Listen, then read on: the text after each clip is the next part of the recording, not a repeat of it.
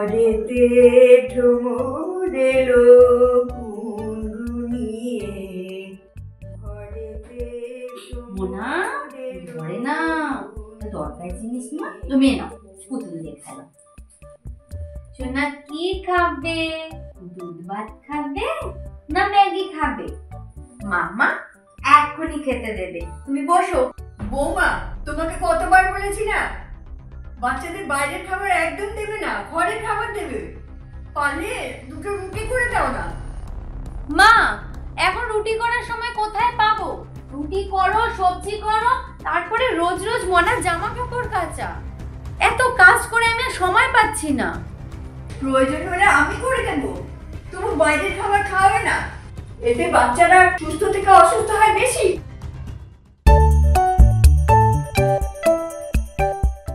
আমারে কার কথা সে যায় শুনি, তোমার কথার শব্দ দূষণ, তোমার গলার স্বর আমার দরজায় খেলছি। খেলটা এবার দিতেই হতো। আসুন আসুন, বসুন বসুন। কি সিরি, এত বসুমি। আমারে কার কথা সে যায় শুনিয়ে, দিশিন তোর খাবারটা টেবিলে রাখলাম।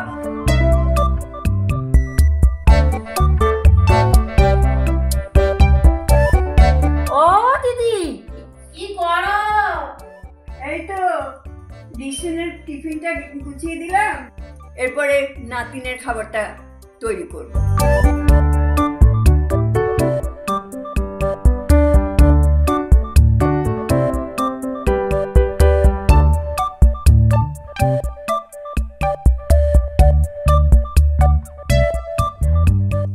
কেন গো দিদি, তোমার বৌমা ছেলের টিফিনটুকু বানাইতে পারে না? আমি তো বলে দিছি ওই তোমার গো সংসার, তোমরাই বুঝতে নাও। না না, কি যে বলো দিদি, ও একা হাতে রান্না বান্না, বাচ্চার কাচা ধোয়া সব করে, একটু হাতে হাতে গুছিয়ে না দিলে হয় বলো দিদি? তা তোমার সকালে খাওয়া হয়ে গেছে? বসো, দুটো রুটি খেয়ে যাও। না না, আজ আর রুটি খাবো না। ওই সকাল থেকে এত বেলা হয়ে গেছে, বেটির এখনো রাঁধনের সময় হয় নাই। কাইলের ওই দুটি পান্তা ছিল, তাই খাইয়া লইছি। একই তো আমার শরীরে যা অবস্থা, তার উপরে ওই পান্তা খাইতে হয়েছে। বসো, বাচ্চার খাবারটা তৈরি করে নিয়ে আসে। হ্যাঁ, আমাকে তো আর পোলাপান হয় নাই। এখনকার মেয়েদের ওই পোলাপান হইলে সংসারে নড়তেই পারে না। কি বলবো, সবই কপাল। কাম করো, আমি আসি গো দিদি।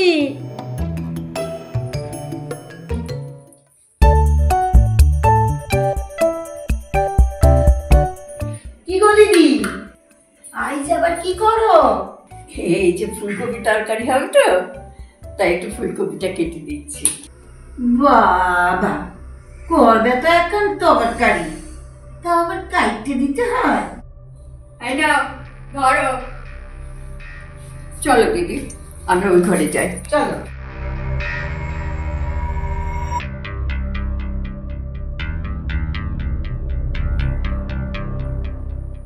মা আজ একটু সেদ্ধ ভাত করে নেবে?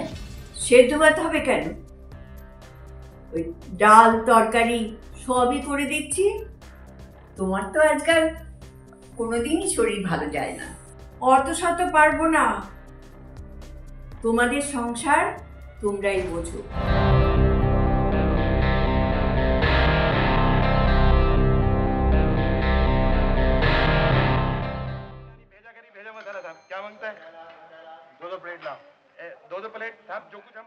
এবার একটা কাজের লোক জোগাড় করো, আমি আর এত পারবো না।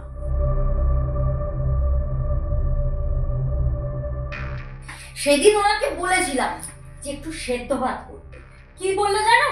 পারবো না। যা সংসার যখন আমাদের, তখন আমাদেরই ভালো মন্দটা বুঝে নিতে হবে। তুমি যদি না পারো তাহলে বলে দাও, আমি ডিভোর্স দিয়ে দেব। তুমি কি বলছো এসব? হ্যাঁ, মা এত করে এই সংসারের জন্য, আর তুমি এটা সামান্য ভাত রান্না নিয়ে অশান্তি করছো? হ্যাঁ, আমি তো অশান্তি করছি, আর তোমরা যে দুজনে মিলে আমাকে মানসিকভাবে অত্যাচার করছো তার বেলা। দেখছো তো দিদি, তোমারে আমি তখন বই করে কইছিলাম বৌমারে তো মাথায় তুলবা না, তুইলো না। দেখছো দেখো, তোমার এত কষ্টের সংসার ভাইকে একেবারে নষ্ট করে দিতে চাইতাছে। ওই ঘরে তো এখন এইয়াই চলতাছে, আমাগো বউটাও তাই করে। শোনো শোনো, যদি একটা কেস ঠুকে কোর্টে তুলি না, সারা জীবন ওখানেই পচে মরবে। সম্পত্তির অর্ধেক তো নেবই, তার সাথে সাথে মাস মাইনের অর্ধেকটাও আমার হাতে সুরসুর করে তুলে দিতে হবে।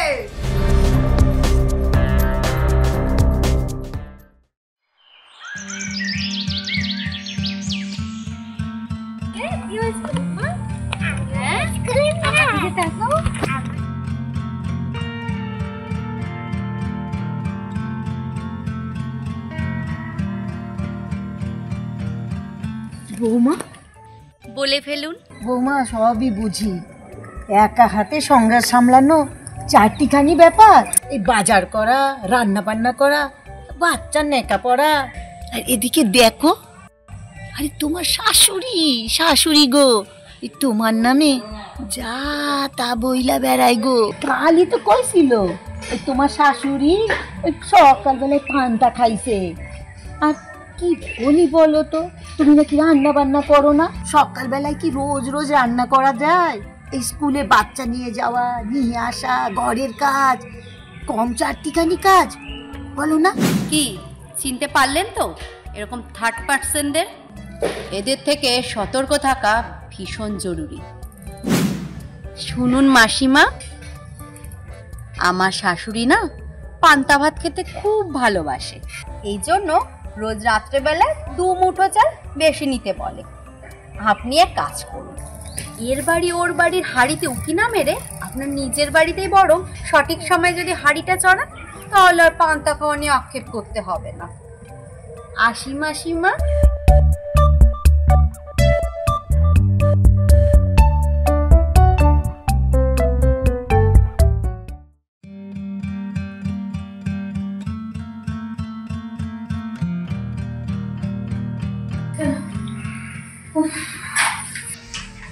ভাই এসে গেছো?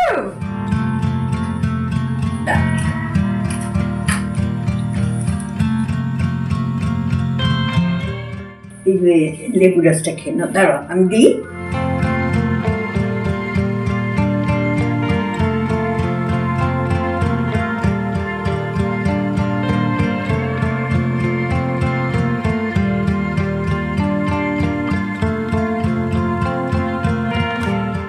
দাও বৌমা, দাও বাজারেও একটা দাও। মোনা আসো আসো আসো আসো।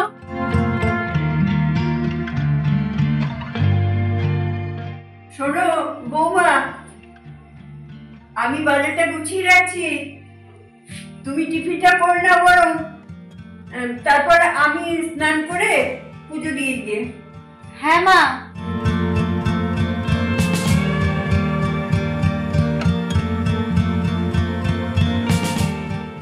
কি গো দিদি, আজ এত বেলায় পুজো? হ্যাঁ, আজ একটু বেলা হয়ে গেল। রান্না বান্না হলো? হ্যাঁ, বৌমাকে বলেছি এত বেলা হয়ে গেছে, একটু সেদ্ধ ভাত করে নাও, তাই খেয়ে নেব। ওবেলাটা ওবেলা দেখা যাবে।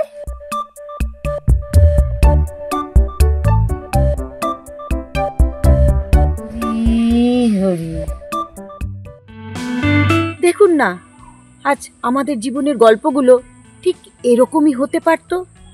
কেন কেন বলুন তো? থার্ড পার্সনের জন্য শুধু শুধু নিজেদের সংসারে আমরা অশান্তি ডেকে আনি। আজ আমার সংসারটাও তো একটু সুখের হতে পারতো। ঘরে ঘরে যদি বোঝাপড়াটা ঠিক থাকে, তাহলে 2 মুঠো পান্তা কিংবা সেদ্ধ ভাত, তারই মধ্যে থাকে অসীম সুখ। রাজকীয় আয়োজনের প্রয়োজন পড়ে না। তাই বলছি, থার্ড পার্সনদের থেকে দূরে থাকবেন, সাবধানে থাকবেন। দেখবেন আপনারাও সুখে থাকবেন, ভালো থাকবেন।